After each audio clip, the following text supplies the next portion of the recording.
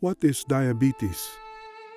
The Six Nations came together when our people decided they wouldn't just blindly fight their enemies. We would choose listening and unity rather than contention and conflict. As we did, solutions emerged and peace blossomed from even the deepest rivalries. Likewise, as we take the time to understand diabetes, what causes it, and how it works in our bodies, we can understand that we don't have to let this preventable disease destroy us. We can make choices to protect ourselves and our families.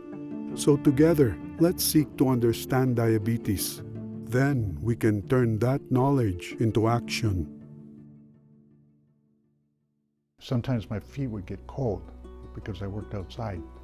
And so I would put my feet in the water to soak them, to get them warm. So anyways, I did it this one time before I went to work. I put some water in the tub, put my feet in there, and it felt really nice. Got out, put my socks on, put my shoes on, and I walked to work, went to work, came home, and I took my socks off, my shoes off, and I didn't think anything of it. And then Mary Lou said, you know, your socks are all bloody. And I said, what? She said, your socks are all blood. What happened? And I looked at my feet, and sure enough, I burnt the skin right off my feet.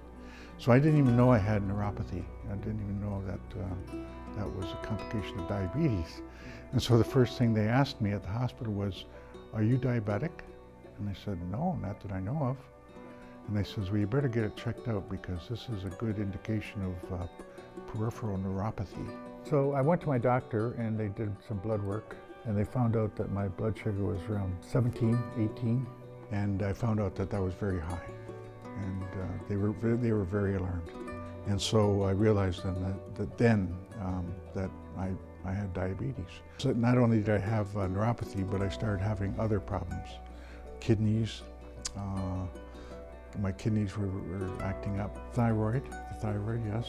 It was there that all of a sudden one night my temperature went really high. The doctor on duty said, okay, send him to the hospital. Next thing I know, this orthopedic surgeon comes in and says, Dan, we got no place to put your leg into your foot, so we're just gonna have to take it off. And I said, no, you can't, you're not taking off my leg. He says, we have to. And so I said, oh, gee, I couldn't believe that it had gotten that far. And then I started thinking about all the things that how I contributed to this. And I started thinking, okay, well, I accept it then, that this has to happen. So that's when they took it off. Ever since then, I've been learning how to become independent with the amputated leg. So it's been a learning experience for me. And you know, I love this guy, and I'll do anything I have to do to keep him alive. I'm going to have to start, if I want to live the life walking beside Mary Lou that I want to, then I'm going to have to change the way I eat. In my scope of work, I have witnessed many different scenarios or experiences with diabetes, and some are able to manage their diabetes effectively through lifestyle changes, perhaps medication. Other people have not been so successful in that area and have experienced, again, a wide range of complications, and some of those complications can be fatal. In terms of my own community, we've lost some of our elders and knowledge keepers to the complications of diabetes.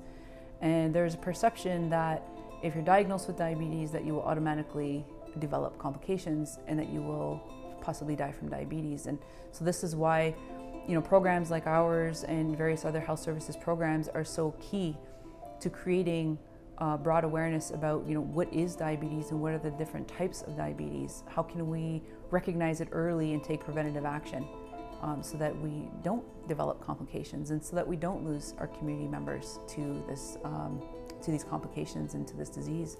If a loss of a limb to a family, you know, it isn't just the person, you know, especially, well, this requires care from the whole family.